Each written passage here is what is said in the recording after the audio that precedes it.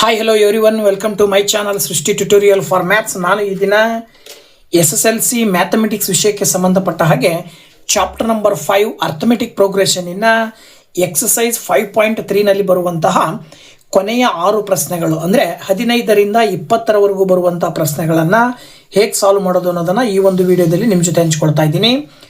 ಈ ಹಿಂದಿನ ಎಲ್ಲ ಪ್ರಶ್ನೆಗಳನ್ನು ಹಿಂದಿನ ವಿಡಿಯೋಗಳಲ್ಲಿ ನಿಮ್ಮ ಜೊತೆ ಡಿಸ್ಕಷನ್ ಮಾಡಿದ್ದೀನಿ. ದಯವಿಟ್ಟು ಚಾನಲ್ ಇನ್ನೂ ಯಾರು ಆ ವಿಡಿಯೋ ನೋಡಿಲ್ವೋ ವಿಡಿಯೋ ನೋಡಿ, ಜೊತೆಗೆ ಚಾನಲ್ ಸಬ್ಸ್ಕ್ರೈಬ್ ಮಾಡಿಲ್ಲ ಅಂದರೆ ಚಾನಲ್ ಸಬ್ಸ್ಕ್ರೈಬ್ ಮಾಡೋದ್ರ ಮೂಲಕ ಪಕ್ಕದಲ್ಲಿರುವ ಬೆಲ್ ಐಕನ್ ಕ್ಲಿಕ್ ಮಾಡೋದನ್ನು ಮರಿಬೇಡಿ ಅಂತ ಹೇಳ್ತಾ ಬನ್ನಿ ಕ್ಲಾಸ್ ಶುರು ಮಾಡೋಣ. ಎಕ್ಸಸೈಸ್ 5.3ನ 15ರಿಂದ 20ರವರೆಗೂ ಬರುವಂಥ ಪ್ರಶ್ನೆಗಳನ್ನು ಹೇಗೆ ಸಾಲ್ವ್ ಮಾಡೋದು ಅನ್ನೋದನ್ನು ತಿಳ್ಕೊಳ್ಳೋಣ. ಎಕ್ಸಸೈಸ್ 5.3ನ 15th ಕ್ವಶನ್ ಬಂದ್ಬಿಟ್ಟು ಹೇಳುತ್ತೆ, A contract on construction job specifies A penalty for delay of completion beyond a certain date as follows: rupees 200 for the first day, 250 for the second day, 300 for the next day, etc. ಅಂತ ಕೊಟ್ಟಿದ್ದಾರೆ. The penalty for each succeeding day being rupees 50 more than for the preceding day, how much money the contractor has to pay as penalty if he has delayed the work by 30 days ಅಂತ ಕೊಟ್ಟಿದ್ದಾರೆ. ಒಬ್ಬ ಕಂಟ್ರಾಕ್ಟರು ಕೆಲಸ ಮಾಡಬೇಕಾದಾಗ ಅವನು ಏನಪ್ಪ ಅಂತ ಹೇಳಿದ್ರೆ condition ಏನಿದೆ ಅಂತ ಹೇಳಿದ್ರೆ, ಅವರು ಏನಾದರೂ ಕೆಲಸ ಮಾಡುವ ಒಂದು ಟೈಮನ್ನು ಡಿಲೇ ಮಾಡಿದರು ಅಂದರೆ ಎಷ್ಟು ದಿನ ಡಿಲೇ ಮಾಡಿರ್ತಾರೆ ಅನ್ನೋದ್ರ ಆಧಾರದ ಮೇಲೆ ಪ್ರತಿದಿನ ಮೊದಲನೇ ದಿನ ಡಿಲೇ ಆದರೆ 200 ರೂಪಾಯಿ, ನೆಕ್ಸ್ಟ್ ಡೇ ಡಿಲೇ ಆದರೆ ಮತ್ತೆ 250, ಥರ್ಡ್ ಡೇಗೆ 300, ಈ ರೀತಿ ಪ್ರತಿದಿನ ಡಿಲೇ ಆದ ಹಾಗೆಯೇ ಅವರ ಒಂದು ಪೆನಾಲ್ಟಿ ಚಾರ್ಜನ್ನು 50 ರೂಪಾಯಿ ಜಾಸ್ತಿ ಮಾಡ್ತಾ ಹೋಗಿದ್ದಾರೆ. ಹಾಗಿದ್ಮೇಲೆ ಒಬ್ಬ ಕಂಟ್ರಾಕ್ಟರು ಸುಮಾರು 30 ದಿನ ಒಂದು ಕೆಲಸವನ್ನು ಮಾಡಲಿಕ್ಕೆ ಡಿಲೇ ಮಾಡಿದ ಅಂದರೆ ಅವನು ಆ ಕಂಟ್ರಾಕ್ಟರು ಒಟ್ಟು ಎಷ್ಟು ಹಣವನ್ನು ಕಟ್ಟಬೇಕಾಗತ್ತೆ. ಇದರ ಆಧಾರದ ಮೇಲೆ ನೀವು SN ಸೂತ್ರವನ್ನು ಹಾಕಿ ಲೆಕ್ಕ ಮಾಡಬೇಕಾಗತ್ತೆ. ಹೇಗೆ ಅಂತ ನೋಡೋದಾದರೆ, ಅಲ್ಲಿ ಪೆನಾಲ್ಟಿ ಫಾರ್ ಡಿಲೇ ಚಾರ್ಜ್ ಕೊಟ್ಟಿದ್ದಾರೆ. ಮೊದಲನೇ ದಿನ 200 rupees, next day 250, next day 300, ಈ ರೀತಿ ಅಪ್ ಟು 30 ಡೇಸ್ 30 ದಿನಗಳವರೆಗೂ ಕೂಡ ಆ ಒಂದು ಪ್ರೋಸೆಸ್ ನಡೀತದೆ. ಇದರ ಆಧಾರದ ಮೇಲೆ ಅಲ್ಲಿಗೆ ಟೋಟಲ್ ಡಿಲೇ ಎಷ್ಟು ದಿನ ಅಂತ ಕೊಟ್ಟಿದ್ದಾರೆ, 30. ಅದನ್ನು ನೀವು ಎನ್ ಅಂತ ತಗೊಳ್ಬೇಕು. ಇಲ್ಲಿ ಬಂದಂತಹ ಒಂದು ಟರ್ಮ್ಸ್ಗಳನ್ನು ನೀವು ಅರ್ಥಮೆಟಿಕ್ ಪ್ರೋಗ್ರೆಷನಲ್ಲಿ ಇದೆ ಅಂತ ಹೇಳಿ ನೀವು ಅಬ್ಸರ್ವ್ ಮಾಡಿದರೆ ಗೊತ್ತಾಗುತ್ತೆ. ಯಾಕಂದರೆ ಕಾಮನ್ ಡಿಫ್ರೆನ್ಸ್ ಸೇಮ್ ಬರ್ತಾ ಇದೆ, ದಟ್ ಈಸ್ 50. ಸೊ ನೀವು ಎ ವ್ಯಾಲ್ಯೂ 200 ಅಂತ ತಗೊಂಡು SN ಫಾರ್ಮುಲಾ ಹಾಕಿದ್ರಿ ಅಂದರೆ SN is equal to n/2 into 2a plus n minus 1 into ಡಿಗೆ ವ್ಯಾಲ್ಯೂ ಸಬ್ಸ್ಟಿಟ್ಯೂಟ್ ಮಾಡ್ತಾ ಹೋದರೆ S30 ಕಂಡುಹಿಡಿಬೇಕಾಗತ್ತೆ. So S30 is equal to 30 divided by 2 into 2 into 200 plus 30 minus 1 into D ಅಂದರೆ 50. ಅಲ್ಲಿಗೆ 2 ಮತ್ತು 30ಯನ್ನು ಡಿವೈಡ್ ಮಾಡ್ತೀರಾ, ಬಂದುಬಿಟ್ಟು 15 ಬರುತ್ತೆ. 2 into 200 ಮಲ್ಟಿಪ್ಲೈ ಮಾಡ್ತೀರಾ, 400 ಬರುತ್ತೆ. 30 minus 1 ಮಾಡಿದ್ರೆ 29. ದೆನ್ 29ಅನ್ನು ಇಂಟು 5 ಮಾಡಿದ್ರಿ ಅಂತ ಹೇಳಿದ್ರೆ ನಿಮಗೆ 1450 ಬರುತ್ತೆ. ಇನ್ನೂ ಸಿಂಪ್ಲಿಫೈ ಮಾಡಬೇಕು ಅಂದಾಗ S30 is equal to 15 into 1450ಗೆ 400ಅನ್ನು multiply ಮಾಡ್ತೀವಿ, ಕೂಡ್ತೀರಾ 1850 ಬರುತ್ತೆ. ಮಧ್ಯ ಚಿಹ್ನೆ ಇಂಟು ಇರೋದ್ರಿಂದ ಇವೆರಡನ್ನ ಗುಣಾಕಾರ ಮಾಡಿದಾಗ ಪ್ರಾಡಕ್ಟ್ ಬಂದುಬಿಟ್ಟು 22,750 ಬರುತ್ತೆ. ಇದೇನು ಇಂಡಿಕೇಟ್ ಮಾಡುತ್ತೆ ಅಂದರೆ 30 ದಿನ ಡಿಲೇ ಮಾಡಿದ್ದಕ್ಕಾಗಿ ಆ ಕಾಂಟ್ರಾಕ್ಟರು ಪೆನಾಲ್ಟಿ ಚಾರ್ಜ್ ಅಂತೇಳಿ ಎಷ್ಟು ಕಟ್ಟಬೇಕಾಗತ್ತೆ, 22,750 ರೂಪಾಯಿಯನ್ನು ಪೆನಾಲ್ಟಿ ಚಾರ್ಜ್ ಆಗಿ ಕಟ್ಟಬೇಕಾಗತ್ತೆ. The contractor has to pay as penalty 22,750 rupees ಅಂತೇಳಿ ನೀವು ಆನ್ಸರ್ನ ಸುಲಭವಾಗಿ ಹೇಳಬಹುದು. ನೆಕ್ಸ್ಟ್ ಬಂದ್ಬಿಟ್ಟು 16th ಕ್ವಶನ್ ಕೊಟ್ಟಿದ್ದಾರೆ. A sum of rupees 700 is to be used to give 7 cash prizes to students of a school for their overall academic performance. If each prize is rupees 20 less than its preceding price, find the value of each prizes ಅಂತ ಕೊಟ್ಟಿದ್ದಾರೆ. Question ತುಂಬ ಸುಲಭ. ಒಂದು ಶಾಲೆಯಲ್ಲಿ ಅವರ overall ಇಡೀ ವರ್ಷದ ಒಂದು ಪರ್ಫಾರ್ಮೆನ್ಸಿಗೆ 7 ವಿದ್ಯಾರ್ಥಿಗಳಿಗೆ ಪ್ರೈಸ್ ಕೊಡ್ತಾ ಇದ್ದಾರೆ, ಕ್ಯಾಶ್ ಪ್ರೈಸು. ಅವರು ಕೊಡುವಂಥ 7 ವಿದ್ಯಾರ್ಥಿಗಳಿಗೆ ಸುಮಾರು 700 ರೂಪಾಯಿ ದುಡ್ಡನ್ನು ಪ್ರತಿಯೊಬ್ಬ ವಿದ್ಯಾರ್ಥಿಗೂ ಕೂಡ 20 ರೂಪಾಯಿ ಕಡಿಮೆ ಬರೋ ರೀತಿಯಲ್ಲಿ ಕೊಡ್ತಾ ಇದ್ದಾರೆ. ಮೊದಲನೇ ಪ್ರೈಸು ಒಬ್ಬ ವಿದ್ಯಾರ್ಥಿಗೆ ಎಷ್ಟು ಕೊಟ್ಟಿರ್ತಾರೋ, ಎರಡನೇ ಪ್ರೈಸ್ನ ವಿದ್ಯಾರ್ಥಿಗೆ ಅವನಿಗಿಂತ 20 ರೂಪಾಯಿ ಕಡಿಮೆ, ಈ ರೀತಿ ಪ್ರತಿ ವಿದ್ಯಾರ್ಥಿಗೂ 20 ರೂಪಾಯಿ ಕಡಿಮೆ ಮಾಡ್ತಾ ಕೊಡ್ತಾ ಇದ್ದಾರೆ. ಹಾಗಿದ್ಮೇಲೆ 7 ವಿದ್ಯಾರ್ಥಿಗಳಿಗೆ ಕೊಡುವಂತಹ ಕ್ಯಾಶ್ ಪ್ರೈಸ್ ಎಷ್ಟೆಷ್ಟು ಬರುತ್ತೆ ಅಂತ ಕಂಡುಹಿಡಿಬೇಕು. ಇದಕ್ಕೆ ನೀವು ಆನ್ಸರ್ ಬೇಕು ಅಂದರೆ ಇಲ್ಲಿ value of each prize be A ಅಂತ ತಗೊಳ್ರಿ. ಆಗ ಕ್ಯಾಶ್ ಪ್ರೈಸಸ್ ಏನಾಗುತ್ತೆ, ಮೊದಲನೇ ಪ್ರೈಸ್ ಫಸ್ಟ್ ಪ್ರೈಸ್ ಎ ಅಂತ ಅಂದಾಗ ಎರಡನೇ ಪ್ರೈಸ್ ಅದಕ್ಕಿಂತ 20 ಕಡಿಮೆ ಅಂದರೆ ಎ -20 ಆಗುತ್ತೆ. ಅದ್ರ ನೆಕ್ಸ್ಟ್ ಪ್ರೈಸ್ ಎ -40. ಈ ಥರ ಒಟ್ಟು 7 ಪ್ರೈಸಸ್ಗಳನ್ನು +-20 ಮಾಡ್ತಾ ಹೋಗಿ ಬರ್ಕೊಳ್ತೀರಾ. ಈಗ ಇದರ ಆಧಾರದ ಮೇಲೆ ಫಸ್ಟ್ ಟರ್ಮನ್ನು ಎ ಅಂತ ತಗೊಂಡು ಕಾಮನ್ ಡಿಫ್ರೆನ್ಸ್ ಡಿ ಅನ್ನು ನೀವು -20 ಅಂತ ತಗೊಂಡು ಎನ್ ಅನ್ನು 7 ಅಂತ ತಗೊಂಡು ನೀವು ಎಸ್ ಎನ್ ಫಾರ್ಮುಲಾ ಹಾಕಬೇಕಾಗತ್ತೆ. ನೋಡಿ, ಎಸ್ ಎನ್ ಫಾರ್ಮುಲಾ ಹಾಕಿ ಲೆಕ್ಕ ಮಾಡಿದಾಗ S N n/2 × 2a + n - 1 × ಡಿಗೆ ವ್ಯಾಲ್ಯೂಸ್ ಹಾಕಿದ್ರಿ ಅಂತ ಹೇಳಿದ್ರೆ ಎಸ್ ಎನ್ ಅಂತ ಹೇಳಿದ್ರೆ 7, that is 7 / 2 × 2 × a plus n - n ಅಂದರೆ 7 - 1 × ಡಿ ಅಂದರೆ ನೀವು -20 ಅಂತ ತಗೊಳ್ಬೇಕಾಗತ್ತೆ. ಈಗ S7 = 7 / 2 × ಏನು ತಗೊಳ್ತೀರಾ, 2 × a 7 ಅವರೇ ಕೊಟ್ಟಿದ್ದಾರಲ್ವಾ, ಎಷ್ಟು ಕೊಟ್ಟಿದ್ದಾರೆ, 700 ಕೊಟ್ಟಿದ್ದಾರೆ. ಅಂದರೆ ಒಟ್ಟು ಎಸ್ ಎನ್ ಅನ್ನು ನೀವು 700 ಅಂತ ತಗೊಳ್ರಿ. ಎಸ್ ಎನ್ = 700 ಅಂತ ತಗೊಳ್ರಿ. ಆಗ ಎ ವ್ಯಾಲ್ಯೂವನ್ನು ಕಂಡುಹಿಡಿಬೇಕಾಗತ್ತೆ. ಅಲ್ಲಿಗೆ ಇದನ್ನು ನೀವು 700 ಬರ್ಕೊಂಡ್ರಿ ಅಂದರೆ 7/2 × 2a ಪ್ಲಸ್ 7 - 1 ಅಂದರೆ 6 ಬರುತ್ತೆ. ಪ್ಲಸ್ ಇಂಟು ಮೈನಸ್ ಆಗುತ್ತೆ. 6 × 20 ಮಾಡಿದ್ರೆ 120 ಬರುತ್ತೆ. ಈಗ ಇಲ್ಲಿ ನೀವು 700 ಇದೆಯಲ್ಲ, 7/2ನ ಈ ಕಡೆ ತೊಗೊಂಬಂದ್ರೆ ಅಂದರೆ 2 / 7 ಆಗುತ್ತೆ. ಈ ಕಡೆ 2a - 120 ಉಳ್ಕೊಳ್ಳುತ್ತೆ. 7ಇಂದ 700 ಭಾಗಿಸ್ತೀರಾ. 7 × 10 ಮಾಡಿದ್ರೆ 7 × 100 ಮಾಡಿದ್ರೆ 700 ಬರುತ್ತೆ. ಅಲ್ಲಿಗೆ 100 + 2 ಮಾಡಿದ್ರೆ ಅಂದರೆ 200 -120 ಈ ಕಡೆ ತೊಗೊಂಬಂದ್ರೆ +120 ಆಗುತ್ತೆ. That is = 2a. ಅಥವಾ 2a = 200ಗೆ 120 ಕೂಡಿದ್ರಿ ಅಂದರೆ 320 ಬರುತ್ತೆ. 2ರಿಂದ 320 ನೀವು ಭಾಗಾಕಾರ ಮಾಡಿದ್ದೆ ಆದರೆ ಎನ ವ್ಯಾಲ್ಯೂ 160 ಬರುತ್ತೆ. ಸೊ ಈ ಎನ ವ್ಯಾಲ್ಯೂ ಏನು 160 ಬಂದಿದೆಯಲ್ಲ, ಇದು ಏನು ಇಂಡಿಕೇಟ್ ಮಾಡುತ್ತೆ ಅಂದರೆ ಫಸ್ಟ್ ಪ್ರೈಸು ಮೊದಲನೇ ಬಹುಮಾನವಾಗಿ ಅವ್ರು ಎಷ್ಟು ಕೊಡ್ತಾರೆ, 160 ರೂಪಾಯಿ ಕೊಡ್ತಾರೆ. ಹಾಗಾದ್ರೆ ಎರಡನೇ ಬಹುಮಾನ ಏನಾಗುತ್ತೆ, ಅದಕ್ಕಿಂತ 20 ಕಡಿಮೆ ತಾನೆ. ಅಲ್ಲಿಗೆ 160 ರೂಪಾಯಿದಲ್ಲಿ 20 ರೂಪಾಯಿ ಕಡಿಮೆ ಮಾಡಿ ಬರೆದ್ರೆ 140 ರೂಪಾಯಿ ಬರುತ್ತೆ. ಹೀಗೆ ನೀವು ಪ್ರತಿಯೊಂದಕ್ಕೂ ಕೂಡ 20 ರೂಪಾಯಿ ಕಡಿಮೆ ಮಾಡ್ಕೊಳ್ತಾ ಬಂದ್ರಿ ಅಂದರೆ 120, 100, ಹಾಗೆಯೇ 80, 60, 40 ಅಂತೇಳಿ ನೀವು ಪ್ರತಿಯೊಂದು ಬಹುಮಾನಗಳನ್ನು ಕೊಡಬೇಕಾಗತ್ತೆ. ಓಕೆನಾ.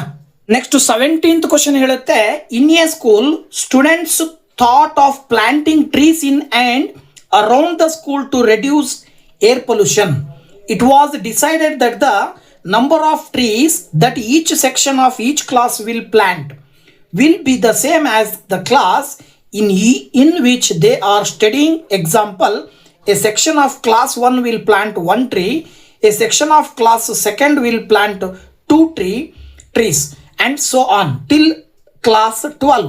There are 3 sections of each class. How many trees will be planted by the students ಅಂತ ಕೊಟ್ಟಿದ್ದಾರೆ. ಒಂದು ಶಾಲೆಯಲ್ಲಿ ಗಿಡಗಳನ್ನು ನೆಡೋದ್ರ ಮೂಲಕ ಏನು ಏರ್ ಪೊಲ್ಯೂಷನ್ ಕಂಟ್ರೋಲ್ ಮಾಡಬೇಕು ಅನ್ನೋ ಉದ್ದೇಶದಿಂದ ಪ್ರತಿ ತರಗತಿನಲ್ಲೂ ಒಂದೊಂದು ತರಗತಿನಲ್ಲೂ ಕೂಡ ಆಯಾ ತರಗತಿ ಎಷ್ಟನೇ ತರಗತಿ ಇರುತ್ತೋ ಅಷ್ಟು ಗಿಡಗಳನ್ನು ನೆಡಬೇಕು ಅಂತ ಡಿಸೈಡ್ ಮಾಡಿದ್ದಾರೆ. 1ನೇ ತರಗತಿಯವರು 1 ಗಿಡ ನೆಡ್ತಾರೆ, 2ನೇ ತರಗತಿಯವರು 2 ಗಿಡ ನೆಡ್ತಾರೆ, 3ನೇ ತರಗತಿಯವರು 3 ಗಿಡ ನೆಡ್ತಾರೆ. ಹೀಗೆ ಕೊನೆಗೆ 12ನೇ ತರಗತಿಯವರು 12 ಗಿಡಗಳನ್ನು ನೆಡ್ತಾರೆ. ಹಾಗಿದ್ಮೇಲೆ ಜೊತೆಗೆ ಇನ್ನೊಂದೇನು ಹೇಳ್ತಾರೆ ಅವರು ಅಂದರೆ, ಆ ಶಾಲೆಯಲ್ಲಿ ಪ್ರತಿ ತರಗತಿನಲ್ಲೂ 3 ಸೆಕ್ಷನ್ ಇದ್ದಾವೆ. 1ನೇ ತರಗತಿಯ 3 ಸೆಕ್ಷನ್ನು, 2ನೇ ತರಗತಿಯ 3 ಸೆಕ್ಷನ್ನು, ಈ ರೀತಿ 12ನೇ ತರಗತಿಯ 3 ಸೆಕ್ಷನ್ ತನಕ ಇದಾವೆ. ಹಾಗಿದ್ಮೇಲೆ ಒಟ್ಟು ಎಷ್ಟು ಗಿಡಗಳನ್ನು ನೆಡ್ತಾರವರು ಅಂತ ಹೇಳಿ ಕ್ವಶನ್ ಕೇಳಿದ್ದಾರೆ. ಸೊ ಇದಕ್ಕೆ ನೀವು ಆನ್ಸರ್ ಹೇಳಬೇಕು ಅಂದರೆ ಅಲ್ಲಿ ಕೊಟ್ಟಿರುವ ಪ್ರಶ್ನೆ ಹೇಳೋದ್ರ ಆಧಾರದ ಮೇಲೆ ಕ್ಲಾಸ್ 1 ಪ್ಲಾಂಟ್ಸ್ 1 ಟ್ರೀ, ಹಾಗೆ class 2 plants 2 tree, up to class 12 plants 12 tree. ಜೊತೆಗೆ total section of each class ಬಂದ್ಬಿಟ್ಟು 3 ಇದೆ. ಅಲ್ಲಿಗೆ ಒಂದೊಂದು ತರಗತಿಯವರು ಎಷ್ಟೆಷ್ಟು ಗಿಡಗಳನ್ನು ನೆಡ್ತಾರೆ ಅನ್ನೋದನ್ನು ನಾವು AP ರೂಪದಲ್ಲಿ ಬರ್ಕೊಳ್ಳೋದಾದರೆ, ಮೊದಲನೇ ತರಗತಿಯವರು 3 ಗಿಡ ನೆಡ್ತಾರೆ, 2ನೇ ತರಗತಿಯವರು 6 ಗಿಡ ನೆಡ್ತಾರೆ, 3ನೇ ತರಗತಿಯವರು 9 ಗಿಡ ನೆಡ್ತಾರೆ, 4ನೇ ತರಗತಿಯವರು 12 ಗಿಡ ನೆಡ್ತಾರೆ, ಹಾಗೆ ಕೊನೆಯದಾಗಿ 12ನೇ ತರಗತಿಯವರು 36 ಗಿಡಗಳನ್ನು ನೆಡ್ತಾರೆ. ಹಾಗಿದ್ಮೇಲೆ ಒಟ್ಟು ಗಿಡಗಳ ಸಂಖ್ಯೆ ಬೇಕು ಅಂದಾಗ ಇದನ್ನೇ ನೀವು ಆರ್ಥಮೆಟಿಕ್ ಪ್ರೋಗ್ರೆಷನ್ ಅಂತ ತಗೊಂಡು ಎನ ವ್ಯಾಲ್ಯೂವನ್ನು 3 ಅಂತ ತಗೊಳ್ರಿ. ಕಾಮನ್ ಡಿಫ್ರೆನ್ಸ್ ಇಲ್ಲಿ D 3 ಬರ್ತಾ ಇದೆ. ಕೊನೆಯ ಪದ AN ಅನ್ನು ನೀವು 36 ಅಂತ ತಗೊಳ್ರಿ. ಎನ್ ಅಂತ ಹೇಳಿದ್ರೆ ಒಟ್ಟು ತರಗತಿಗಳು ಎಷ್ಟು ಅಲ್ಲಿ 12, ಹಾಗಾಗಿ ಎನ್ ವ್ಯಾಲ್ಯೂ 12 ಅಂತ ತಗೊಳ್ರಿ. ಈಗ ಎಸ್ ಎನ್ ಫಾರ್ಮುಲಾ ಹಾಕ್ರಿ. ಲಾಸ್ಟ್ ಟರ್ಮನ್ನು ಗಿವನ್ ಸಿಕ್ಕ ಹಾಗೆ ಆಗಿರೋದ್ರಿಂದ n/2 into A plus L ಸೂತ್ರಕ್ಕೆ ವ್ಯಾಲ್ಯೂ ಹಾಕಿದ್ರು ಅಂದರೆ S12 is equal to N ಅಂತ ಹೇಳಿದ್ರೆ 12 ಡಿವೈಡೆಡ್ ಬೈ 2 ಇಂಟು 3 + 36 ಆಗುತ್ತೆ. ಅಲ್ಲಿಗೆ S12 ಇಸ್ ಈಕ್ವಲ್ ಟು 2ರಿಂದ 12 ಭಾಗಿಸ್ತೀರಾ 6 ಬರುತ್ತೆ, 36ಕ್ಕೆ 3 ಕೂಡ್ತೀರಾ 39 ಬರುತ್ತೆ. ಅಲ್ಲಿಗೆ 6 ಇಂಟು 39 ಮಲ್ಟಿಪ್ಲೈ ಮಾಡಿಬಿಟ್ರಿ ಅಂತ ಹೇಳಿದ್ರೆ S12 ಇಸ್ ಈಕ್ವಲ್ ಟು ಏನು ಬರುತ್ತೆ 234 ಬರುತ್ತೆ. ಇದರ ಅರ್ಥ ಆ ಶಾಲೆಯಲ್ಲಿ ಒಟ್ಟು 234 ಗಿಡಗಳನ್ನು ನೆಟ್ಟಿದ್ದಾರೆ ಅಂತ ಅರ್ಥ ಕೊಡುತ್ತೆ. ಸೊ ದೇರ್ ಫೋರ್ ನೀವು ಇಲ್ಲಿ ಬರೀಬೇಕು, there are 234 trees will planted by the students ಅಂತ ಹೇಳಿ ಆನ್ಸರ್ನ ಹೇಳಬೇಕಾಗತ್ತೆ. ನೆಕ್ಸ್ಟ್ ಬಂದ್ಬಿಟ್ಟು ಕ್ವಶನ್ ನಂಬರ್ 18 ಹೇಳುತ್ತೆ, a spiral is made up of successive semi circles with centres alternately at A and B starting with centre at A of radii 0.5 cm, 1.0 cm, 1.5 cm, 2.0 cm as shown in the figure 5.4. What is the total length of such a spiral made up of 13 consecutive semicircles? Take pi is equal to 22/7 ಅಂತ ಕೊಟ್ಟಿದ್ದಾರೆ. Question ಏನು ಹೇಳುತ್ತೆ ಅನ್ನೋದನ್ನ ನೀವು ಇಲ್ಲಿ ಚಿತ್ರ ಸಮೇತ ನೋಡೋದಾದ್ರೆ, ಇದು ಒಂದು ಸ್ಪೈರಲ್ಲು. ಈ ಸ್ಪೈರಲ್ನ ಫಾರ್ಮೇಷನ್ ಮಾಡಲಿಕ್ಕೆ ಸುಮಾರು 13 ಸೆಮಿ ಸರ್ಕಲ್ಸನ್ನು ಬಳಸಿದ್ದಾರೆ. ಹೇಗೆ ಅಂದರೆ ಫಾರ್ ಎಕ್ಸಾಂಪಲ್ ಈ ಥರ, ಇದು ಒಂದು ಸೆಮಿ ಸರ್ಕಲ್ಲು, ನೆಕ್ಸ್ಟ್ ಇದು ಒಂದು ಸೆಮಿ ಸರ್ಕಲ್ಲು, ಇದೊಂದು ಸೆಮಿ ಸರ್ಕಲ್, ಹೀಗೆ ಒಟ್ಟು 13 ಸೆಮಿ ಸರ್ಕಲ್ಗಳಿದಾವೆ. ಜೊತೆಗೆ ಪ್ರತಿ ಸೆಮಿ ಸರ್ಕಲ್ನ ರೇಡಿಯಸ್ ಏನಾಗ್ತಾ ಇದೆ ಅಂತ ಹೇಳಿದ್ದಾರೆ ಅವರು 0.5 ಸೆಂಟಿಮೀಟರ್ ಜಾಸ್ತಿ ಆಗ್ತಾ ಇದೆ. ಮೊದಲನೇ ಸೆಮಿ ಸರ್ಕಲ್ನ ರೇಡಿಯಸ್ 0.5, ಎರಡನೇ ಸೆಮಿ ಸರ್ಕಲ್ನ ರೇಡಿಯಸ್ಸು 1 ಸೆಂಟಿಮೀಟರ್ ಆದರೆ, ಮೂರನೇ ಸೆಮಿ ಸರ್ಕಲ್ನ ರೇಡಿಯಸ್ಸು 1.5 ಸೆಂಟಿಮೀಟ್ರು, ನಾಲ್ಕನೇದು 2 ಸೆಂಟಿಮೀಟರ್. ಹೀಗೆ ಪ್ರತಿ ಸೆಮಿ ಸರ್ಕಲ್ಲಿನ ರೇಡಿಯಸ್ಸು 0.5 ಸೆಂಟಿಮೀಟರ್ ಜಾಸ್ತಿ ಆಗ್ತಾ ಹೋಗಿದೆ. ಹಾಗಿದ ಮೇಲೆ 13 ಸೆಮಿ ಸರ್ಕಲ್ಗಳನ್ನು ಬಳಸಿ ಈ ಒಂದು ಸ್ಪೈರಲ್ ಫಾರ್ಮೇಷನ್ ಮಾಡಿದ್ವಿ ಅಂದರೆ ಆ ಸ್ಪೈರಲ್ನಲ್ಲಿರುವ ತಂತಿಯ ಒಟ್ಟು ಉದ್ದ ಎಷ್ಟು ಬರುತ್ತೆ? ಈಗ ತಂತಿಯ ಉದ್ದ ಬೇಕು ಅಂದರೆ ಸೆಮಿ ಸರ್ಕಲ್ ಆಗಿರೋದ್ರಿಂದ ಪ್ರತಿ ತಂತಿಯ ಒಂದು ಸರ್ಕಲನ್ನು ಸೆಮಿ ಸರ್ಕಲ್ ಫಾರ್ಮೇಷನ್ ಮಾಡ್ಲಿಕ್ಕೆ ಬಳಕೆ ಮಾಡಿರುವ ತಂತಿಯನ್ನು ಅದರ ಸುತ್ತಳತೆಯನ್ನು ನೀವು ಹೇಳೋದಾದರೆ ಸರ್ಕಲಿಂದ ಆದರೆ 2πr ಹೇಳ್ತೀವಿ. ಅದೇ ನಿಮಗೆ ಒಂದು ಅರ್ಧ ಸರ್ಕಲಿಂದ ಆದರೆ ನೀವು πr ಅಂತ ಬಳಕೆ ಮಾಡಬೇಕು. ಇದರ ಆಧಾರದ ಮೇಲೆ ಪ್ರತಿಯೊಂದು ಸೆಮಿ ಸರ್ಕಲಿನ ಲೆಂತನ್ನು ಪೆರಿಮೀಟರನ್ನು ನೀವು L1 ಅಂತ ಕನ್ಸಿಡರ್ ಮಾಡಿದರೆ, ಆ ಒಂದು ಕರುಡು ಶೇಪ್ ಇರುವಂಥದ್ದು ಮಾತ್ರ ಕನ್ಸಿಡರ್ ಮಾಡಿದ್ರೆ L1, L2, L3, L4 ಇಂಥವು 13 ಇದಾವೆ. ಸೊ ಪ್ರತಿಯೊಂದ್ರದ್ದು ಬೆಲೆ ಏನು ಬರುತ್ತೆ ಅಂದರೆ ಮೊದಲನೇದು 0.5 ಪೈ ಬರುತ್ತೆ, ಆಮೇಲೆ 1 ಪೈ ಬರುತ್ತೆ, ಆಮೇಲೆ 2 ಪೈ ಬರುತ್ತೆ. ಈ ರೀತಿ ಪ್ರತಿ ಸೆಮಿ ಸರ್ಕಲ್ಲಿನ ಲೆಂತ್ ಬರ್ತಾ ಹೋಗುತ್ತೆ. ಇದರ ಆಧಾರದ ಮೇಲೆ ಟೋಟಲ್ ಸ್ಪೈರಲ್ಲಿನ ಲೆಂತನ್ನು ಕಂಡುಹಿಡಿಬೋದು. ಹೇಗೆ ಅಂತ ನೋಡಿದರೆ, ಈಗ ನಾನು ಆವಾಗಲೇ ಹೇಳಿದ ಹಾಗೆ L1 ಅನ್ನು ಪೈ ಇಂಟು ಆರ್ ಅಂದರೆ ಪೈ ಇಂಟು 0.5 ಮಾಡ್ತೀರಾ, 0.5 ಪೈ ಬರುತ್ತೆ. ಹಾಗೆ L2 ಅಂತ ಹೇಳಿದ್ರೆ ಪೈ ಇಂಟು 1.0 ಮಾಡ್ತೀರಾ, ಅಲ್ಲಿಗೆ 1.0 ಪೈ ಬರುತ್ತೆ. ಮೂರನೇದು ಬಂದುಬಿಟ್ಟು 1.5 ಪೈ ಬರುತ್ತೆ. ಹೀಗೆ ಕಂಟಿನ್ಯೂ ಆಗುತ್ತೆ ಒಟ್ಟು 13 ತನಕನು. ಹಾಗಿದ ಮೇಲೆ ಇದನ್ನು ನಾವು AP ರೂಪದಲ್ಲಿ ಬರ್ಕೊಳ್ಳೋದಾದರೆ 0.5, 1.0, 1.5 ... ಅಂತ ಬರೀಬೋದು. ಈಗ ಎ ಅಂತ ಹೇಳಿದ್ರೆ ಮೊದಲನೇ ಪದವನ್ನು 0.5 ಪೈ ಅಂತ ತಗೊಳ್ರಿ. ಕಾಮನ್ ಡಿಫ್ರೆನ್ಸ್ ಎಷ್ಟು ಬರ್ತಾ ಇದೆ? 0.5 ಬರ್ತಾ ಇದೆ. So that is common difference. Total number of semi circles ಎಷ್ಟಿದಾವೆ? 13. ಹಾಗಾಗಿ n = 13 ತಗೊಳ್ರಿ. ಈಗ SN ಫಾರ್ಮುಲಾ ಹಾಕಿ ಅಲ್ಲಿ ವ್ಯಾಲ್ಯೂಸನ್ನು ಸಬ್ಸ್ಟಿಟ್ಯೂಟ್ ಮಾಡಿದ್ರೆ S13 = 13/2 into 2 into 0.5 pi plus 13 - 1 into 0.5 pi. ಓಕೆನಾ? ಈಗ S13 = 13/2 ಇಂಟು 2 ಇಂಟು 0.5 ಮಾಡಿದ್ರೆ ನಿಮಗೆ 1 ಪೈ ಬರುತ್ತೆ. 13 - 1 ಮಾಡಿದ್ರೆ 12 ಇಂಟು 0.5 ಮಾಡಿದ್ರೆ 6 ಪೈ ಬರುತ್ತೆ. ಆಗ 13/2 ಇಂಟು 1 + 6 ಮಾಡಿದ್ರೆ 7 ಪೈ ಬರುತ್ತೆ.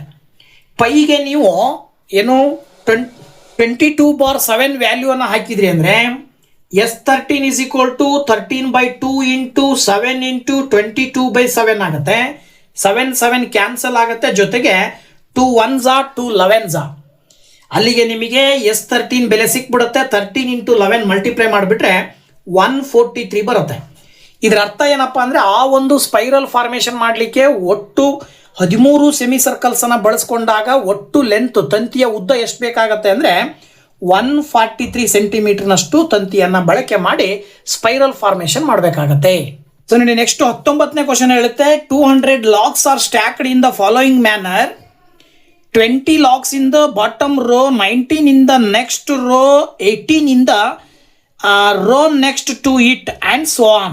In how many rows are the 200 logs placed and how many logs are in the top row ಅಂತ ಕೊಟ್ಟಿದ್ದಾರೆ. ಕ್ವಶನ್ ಕ್ಲಿಯರ್ ಆಗಿದೆ. ಇಲ್ಲಿ ಮರದ ತುಂಡುಗಳನ್ನು ಜೋಡಿಸ್ತಾ ಇದ್ದಾರೆ. ಹೇಗೆ ಅಂದರೆ ಅಡ್ಡ ಸಾಲುಗಳಲ್ಲಿ ಜೋಡಿಸ್ತಾ ಇದ್ದಾರೆ. ಮೊದಲನೇ ಸಾಲಿನಲ್ಲಿ ಸುಮಾರು 20 ತುಂಡುಗಳನ್ನು ಇಟ್ಟಿದ್ದಾರೆ. ಎರಡನೇ ಸಾಲಿನಲ್ಲಿ ಒಂದು ತುಂಡು ಕಡಿಮೆ ಮಾಡ್ತಾರೆ, ಅಂದರೆ 19 ತುಂಡುಗಳನ್ನು ಇಟ್ಟಿದ್ದಾರೆ. ಮೂರನೇ ಸಾಲಿನಲ್ಲಿ 18 ತುಂಡುಗಳನ್ನು ಇಟ್ಟಿದ್ದಾರೆ. ಹೀಗೆ ಸ್ಟೆಪ್ ಬೈ ಸ್ಟೆಪ್ ಇಡ್ತಾ ಹೋಗ್ತಾರೆ. ಒಟ್ಟು 200 ತುಂಡುಗಳನ್ನು ಎಷ್ಟು ಸಾಲುಗಳಲ್ಲಿ ಇಡ್ಲಿಕ್ಕೆ ಸಾಧ್ಯ ಇದೆ ಅಂತ ಕೇಳಿದ್ದಾರೆ. ಜೊತೆಗೆ ಕೊನೆಯ ಸಾಲಿನಲ್ಲಿ ಎಷ್ಟು ತುಂಡುಗಳು ಇರ್ತವೆ ಅನ್ನೋದು ಅವ್ರ ಕ್ವಶನ್. ಸೊ ಈ ಒಂದು ಪ್ರಶ್ನೆಗೆ ನೀವು ಉತ್ತರವನ್ನು ಹೇಳೋದಾದ್ರೆ ನೋಡಿ, ಇಲ್ಲಿ ಕ್ವಶನ್ ಹೇಳುವ ಪ್ರಕಾರ ಮೊದಲನೆಯ ಒಂದು ರೋನಲ್ಲಿ 20 ಲಾಕ್ಸ್ ಇದಾವೆ ಅಂತ ಕೊಟ್ಟಿದ್ದಾರೆ. ಇದರ ಆಧಾರದ ಮೇಲೆ ಫಸ್ಟ್ ಟರ್ಮನ್ನು ನೀವು ಎನ 20 ಅಂತ ತಗೊಳ್ತೀರಾ. ನೆಕ್ಸ್ಟ್ ಪ್ರತಿಯೊಂದು ರೋದಲ್ಲೂ ಕೂಡ ಒಂದು ಲಾಕ್ಸ್ ಅನ್ನ ಕಡಿಮೆ ಮಾಡ್ತಾ ಬಂದಿರೋದ್ರಿಂದ ಡಿ ನ ವ್ಯಾಲ್ಯೂನ ನೀವು -1 ಅಂತ ತಗೊಳ್ಬೇಕು. ಜೊತೆಗೆ ಇರುವ ಒಟ್ಟು ತುಂಡುಗಳ ಸಂಖ್ಯೆ 200 ಅಂತ ಕೊಟ್ಟಿರೋದ್ರಿಂದ ಅದನ್ನ SN ಅಂತ ತಗೊಳ್ಬೇಕು, ದಟ್ ಈಸ್ 200. ಇಲ್ಲಿ ನೀವು SN ವ್ಯಾಲ್ಯೂ ಅನ್ನು ಹಾಕಿದ್ರಿ ಅಂತ ಹೇಳಿದ್ರೆ SN ಫಾರ್ಮುಲಾಕ್ಕೆ ನೀವು ವ್ಯಾಲ್ಯೂಸ್ ಅನ್ನು ಸಬ್ಸ್ಟಿಟ್ಯೂಟ್ ಮಾಡಿ ಎನ್ನಿನ ಬೆಲೆಯನ್ನು ಕಂಡುಹಿಡಿಬೇಕಾಗತ್ತೆ. ಹೇಗೆ ಅಂತ ನೋಡೋದಾದ್ರೆ SN ಅಂತ ಹೇಳಿದ್ರೆ 200 ಇಸ್ ಈಕ್ವಲ್ ಟು ಎನ್ ಗೊತ್ತಿಲ್ಲ, ಕಂಡುಹಿಡಿಬೇಕು. ಹಾಗೆ 2 ಇಂಟು ಎ ಇರುವ ಜಾಗದಲ್ಲಿ 20 ಹಾಕ್ತೀರಾ. ನೆಕ್ಸ್ಟು ಎನ್ ಹಾಗೆ ಬರ್ಕೊಳ್ತೀರಾ. ಡಿ ನ ವ್ಯಾಲ್ಯೂನ ನೀವು -1 ಅಂತ ತಗೊಳ್ರಿ. ಈಗ ಡಿವೈಡೆಡ್ ಬೈ 2 ನ ಈಕ್ವಲ್ ಇಂದ ಈ ಕಡೆ ತಗೊಂಬಂದ್ರೆ ಇಂಟು 2 ಆಗುತ್ತೆ. That is equal to N into 2 into 20 multiply ಮಾಡ್ತೀರಾ, 40 ಬರುತ್ತೆ. ಈಗ plus into minus actually N into 1 ಮಾಡಿದ್ರೆ -n ಬಂತು. ಹಾಗೇನೆ ಮೈನಸ್ ಇಂಟು ಮೈನಸ್ ಪ್ಲಸ್ 1 1 1 ಬರುತ್ತೆ. 200 ಇಂಟು 2 ಮಲ್ಟಿಪ್ಲೈ ಮಾಡಿದ್ರಿ 400 ಬಂತು. That is equal to N into 40 plus 1 ಮಾಡಿದ್ರೆ 41 minus N. Next step 400 is equal to N into 41 ಮಾಡಿದ್ರೆ 41 ಎನ್ ಬರುತ್ತೆ. ಮೈನಸ್ ಎನ್ ಇಂಟು ಎನ್ ಮಾಡಿದ್ರೆ ಎನ್ ಸ್ಕ್ವೇರ್ ಬರುತ್ತೆ. ಇದನ್ನು ಈಗ ನೀವು ಕ್ವಾಡ್ರಾಟಿಕ್ ಈಕ್ವೇಷನಿನ ಸ್ಟ್ಯಾಂಡರ್ಡ್ ಫಾರ್ಮಿಗೆ ಬರೆದಾಗ ಏನು ಬರೀಬೋದು, -n² ಈ ಕಡೆ ತೊಗೊಂಬಂದ್ರೆ +n² ಆಗುತ್ತೆ. 41n ಈ ಕಡೆ ತೊಗೊಂಬಂದ್ರೆ -41n ಆಗುತ್ತೆ. 400 ಅಲ್ಲೇ ಬರ್ಕೊಳ್ಳೋದ್ರಿಂದ +400 ದಟ್ ಈಸ್ ಈಕ್ವಲ್ ಟು 0. ಈಗ ಈ ಒಂದು ಕ್ವಾಡ್ರಾಟಿಕ್ ಈಕ್ವೇಷನ್ನಿನ ಫ್ಯಾಕ್ಟರೈಸೇಷನ್ ಮಾಡಿದಾಗ ಫ್ಯಾಕ್ಟರೈಸೇಷನ್ ಮೆಥಡ್ನ ಮೂಲಕ ಎನ್ನಿನ ಬೆಲೆ ಕಂಡುಹಿಡಿಬಹುದು. ಹೇಗೆ ಅಂತ ಹೇಳಿದ್ರೆ ನೀವು ಎರಡು ಸಂಖ್ಯೆಯನ್ನು ಗುಣಾಕಾರ ಮಾಡಿದರೆ 400 ಬರಬೇಕು, ಕೂಡಿದ್ರೆ ಅಥವಾ ಕಳೆದ್ರೆ -41 ಬರಬೇಕು. ಆ ರೀತಿಯಲ್ಲಿ ನೀವು 16 ಇಂಟು 25 ಮಾಡಿದ್ರಿ ಅಂದರೆ 400 ಬರುತ್ತೆ. ಇವೆರಡನ್ನ ಕೂಡಿದ್ರಿ ಅಂದರೆ 41 ಬರುತ್ತೆ. ಸೊ ಎರಡಕ್ಕೂ ಚಿಹ್ನೆ ನೀವು ಮೈನಸ್ ತಗೊಳ್ರಿ. ಆಗ n² - 16n - 25n plus 400 is equal to 0 ಅಂತ ತಗೊಳ್ಬೋದು. ಈಗ ಇವೆರಡು ಒಂದು ಗುಂಪು ಇವೆರಡು ಒಂದು ಗುಂಪು ಮಾಡಿದರೆ ಎರಡರಲ್ಲೂ ಕೂಡ n ಕಾಮನ್ ತೆಗೆದ್ರೆ n-16 ಉಳಿತದೆ. ಇವೆರಡರಲ್ಲೂ ಕೂಡ 25 ಕಾಮನ್ ತೆಗೆದ್ರೆ ಬ್ರಾಕೆಟ್ ಒಳಗಡೆ n-16 ಉಳ್ಕೊಳ್ಳುತ್ತದೆ. ಈಗ ನೀವು n-16 ಅನ್ನೋದು ಒಂದು ಟರ್ಮು, n-25 ಅನ್ನೋದು ಒಂದು ಟರ್ಮು ಅಂತ ತಗೊಂಡ್ರೆ n-16 ಅನ್ನುವಂಥ ಫ್ಯಾಕ್ಟರ್ನ ಈಕ್ವಲ್ ಟು 0 ತಗೊಳ್ರಿ, n-25 ಅನ್ನೋ ಫ್ಯಾಕ್ಟರ್ನ ಈಕ್ವಲ್ ಟು 0 ತಗೊಳ್ರಿ.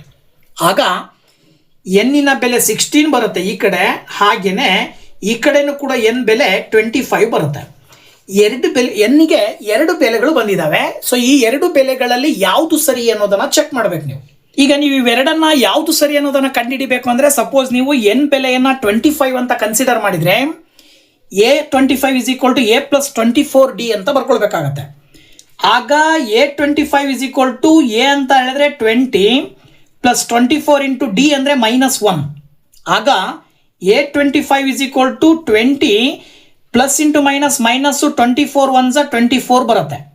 ಇದರರ್ಥ ಫೈನಲಿ A25ನ ಬೆಲೆ -4 ಉಳ್ಕೊಳ್ಳುತ್ತೆ. ಬಟ್ ಇಲ್ಲಿ -4 ಬರ್ಲಿಕ್ಕೆ ಸಾಧ್ಯ ಇಲ್ಲ. ಯಾಕೆ -4 ಏನು ಇಂಡಿಕೇಟ್ ಮಾಡುತ್ತೆ ಅಂದರೆ 25 ಸಾಲುಗಳನ್ನು ಹಾಕಬೇಕು ಅಂದರೆ ಆ 25ನೇ ಸಾಲಿಗೆ ಇನ್ನೂ 4 ಕಡಿಮೆ ಬರ್ತವೆ ಅಂತ. ಅಂದರೆ 24ನೇ ಸಾಲಲ್ಲೇ ಇನ್ನು ತುಂಡುಗಳ ಸಂಖ್ಯೆ ಕಡಿಮೆ ಇರ್ತವೆ ಅಂತ ಅರ್ಥ ಆಗುತ್ತೆ. ಅಂದರೆ ಅಲ್ಲಿಗೆ ಇದು ಸಾಧ್ಯ ಇಲ್ಲ, ಇದನ್ನು ನೀವು ಇಟ್ ಈಸ್ ಇಂಪಾಸಿಬಲ್ ಅಂತ ಹೇಳ್ತೀರಿ ನೀವು. ಹಾಗಾದರೆ ಈಗ ನೀವು ಸಪೋಸ್ ಎನ್ನಿನ ಬೆಲೆಯನ್ನು 16 ಅಂತ ತೊಗೊಂಡ್ರೆ ಇದೇ ರೀತಿಯೇ A16 ಅಂತ ಮಾಡಿದ್ರಿ ಅಂದರೆ A+15D ಅಂತ ತೊಗೊತೀರಾ. ಆಗ A16 is equal to A+15D ಅಂತ ಹೇಳಿದ್ರೆ 20 + 15 × -1. A16 is equal to 20 plus into minus ಬರುತ್ತೆ. 15 1s 15. ಅಲ್ಲಿಗೆ 20 - 15 ಮಾಡಿಬಿಟ್ರೆ ನಿಮಗೆ 5 ಬರುತ್ತೆ. ಇದರ ಅರ್ಥ ತುಂಬ ಸುಲಭ. 16 ಸಾಲುಗಳಲ್ಲಿ ನಾವು ಆ 200 ತುಂಡುಗಳನ್ನು ಜೋಡಿಸಬಹುದು. ಕೊನೆಯ ಸಾಲು 16ನೇ ಸಾಲಿನಲ್ಲಿ 5 ತುಂಡುಗಳು ಬರ್ತವೆ ಅಂತ ಅರ್ಥ. So that n is equal to 16. 200 locks placed in 16 rows and then ಮತ್ತೇನು ಬರೀಬೇಕು? in 16th row there are ಎಷ್ಟು 5 logs ಅಂತೇಳಿ ನೀವು ಆನ್ಸರನ್ನು ಬರೀಬೇಕಾಗತ್ತೆ. ಇನ್ನು 20ನೇ ಕ್ವಶನ್ ಕೊನೆಯದಾಗಿ 20th ಕ್ವಶನ್ ಹೇಳುತ್ತೆ, in a potato race a bucket is placed at the starting point which is 5 meter from the first potato and the other potatoes are placed 3 meter apart in a straight line. There are 10 potatoes in the line. ಚಿತ್ರ ಕೊಟ್ಟಿದಾರಲ್ವಾ? A competitor starts from the bucket, picks up the nearest potato, runs back with it, drops it in the bucket, runs back to pick up the next potato, runs to the bucket to drop it in, and she continues in the same way until all the potatoes are in the bucket. What is the total distance the competitor has to run ಅಂತ ಕೊಟ್ಟಿದ್ದಾರೆ. ಇಲ್ಲಿ ಬಕೆಟ್ನಿಂದ 5 metre ದೂರದಲ್ಲಿ ಮೊದಲನೇ ಒಂದು potato ಇದೆ. ಇದ್ರ ನಂತರ ಪ್ರತಿಯೊಂದು ಪೊಟ್ಯಾಟೋದ ಮಧ್ಯೆ 3 ಮೀಟರ್ ಡಿಸ್ಟೆನ್ಸನ್ನು ಇಟ್ಟಿದ್ದಾರೆ. ಅಲ್ಲಿ ಒಟ್ಟು 10 ಪೊಟ್ಯಾಟೋಗಳನ್ನು ಇಟ್ಟಿದ್ದಾರೆ ಅಂತ ಕೊಟ್ಟಿದ್ದಾರೆ. ಓಕೆ, ಸೊ ನೋಡಿ ಇಲ್ಲಿ ಪ್ರತಿ ಪೊಟ್ಯಾಟೋವನ್ನು ಬಕೆಟಿಗೆ ಹಾಕಿ ಮತ್ತೆ ವಾಪಸ್ ಹೋಗಿ ಇನ್ನೊಂದು ಪೊಟ್ಯಾಟೋವನ್ನು ತೊಗೊಂಬರ್ಬೇಕು ಕಾಂಪಿಟೇಟರ್.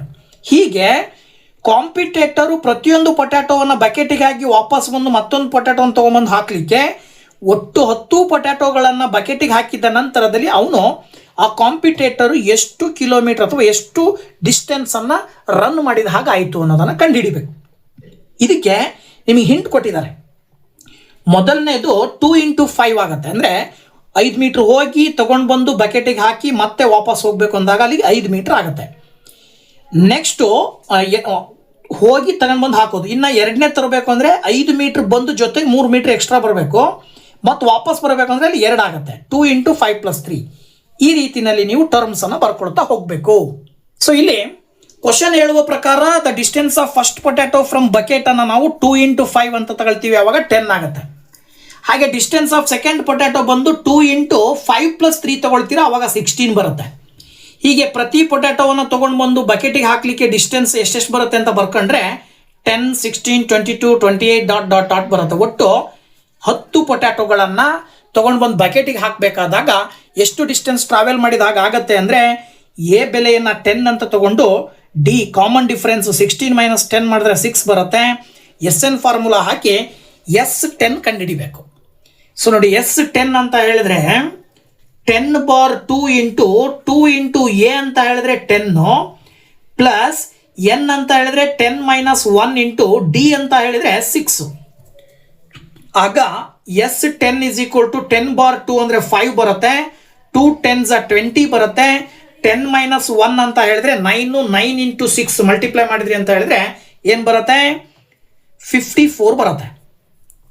ಇದಾದ ನಂತರದಲ್ಲಿ S10 is equal to 5 × 20 + 54 ಮಾಡಿದ್ರೆ 74 ಬರುತ್ತೆ.